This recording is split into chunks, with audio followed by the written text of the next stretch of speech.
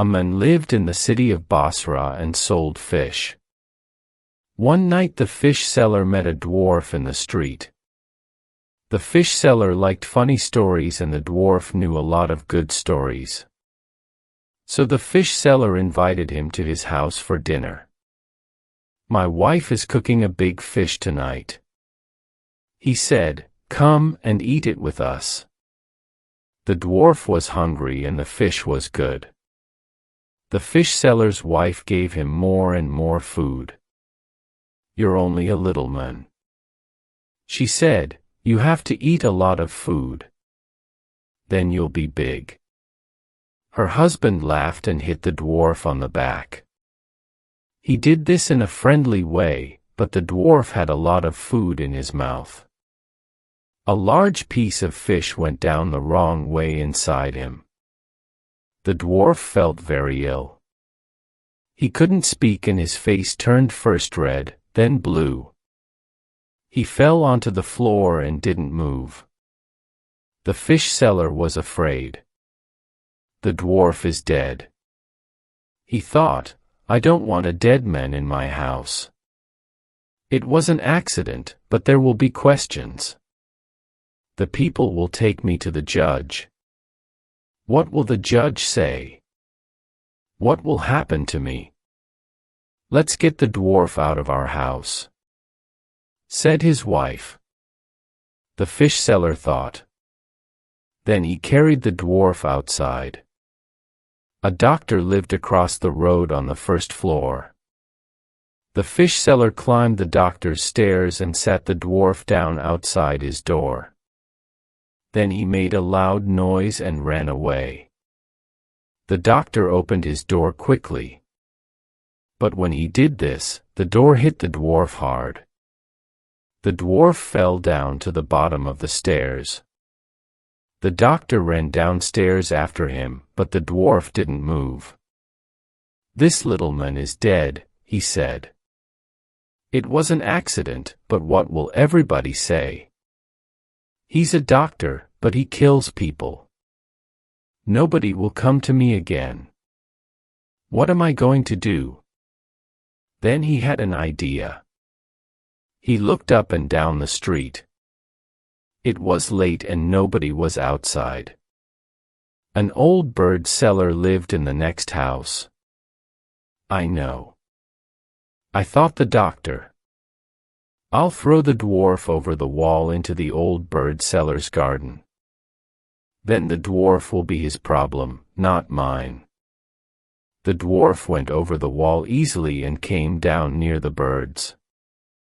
The birds started to make a loud noise. From inside the house, the old bird seller heard the noise.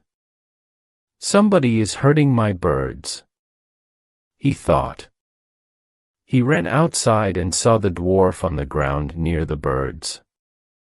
He started to hit him hard on the head. "Sleep. What are you doing with my birds?" he shouted. "Tell me."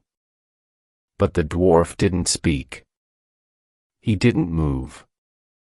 Then the old bird seller was afraid and looked at the dwarf again. "This little man is dead," he thought. "I hit him, but I didn't want to kill him. What will the judge say?" Then he had an idea. He looked out of his garden. Nobody was outside. He carried the dwarf down the street to a big house. A very rich man lived in that house. He put the dwarf in front of the rich man's door. Then he ran home. The rich man was out for the evening with friends. When he came home, he found the dwarf in front of his door. "Wake up!" he shouted angrily. "You can't sleep here." He began to kick the dwarf hard. The dwarf didn't wake up, but other people in the street heard him. One man came out of his house and said, "Stop! Stop! You kill that little man." The rich man stopped and looked down at the dwarf. But the dwarf didn't move. "You see," said the other men. "Now he's dead." The other people looked out of their windows and shouted, "He killed the dwarf. Let's take him to the judge." They took the rich man and the dwarf to the judge. It was the middle of the night and the judge was asleep. But he woke up and came outside. He looked at the dwarf and listened to the people. The judge said to the rich man, "You killed him. So now you have to die." The bird seller heard the judge's words. "Please, sir," he said, "this man didn't kill the dwarf. I did it. I hit him on the head. I didn't want to kill him, but he died. I left him by this man's door." "All right," said the judge. "So you have to die." When he heard this, the doctor thought, "I don't like this old bird seller, but he can't die. I did it, not him." "Wait," said the doctor. "The old man didn't kill the dwarf. I killed him. I opened my door too quickly and pushed the dwarf down the stairs. Then I threw him into the old bird seller's garden." "When will we get to the end of this?" asked the judge.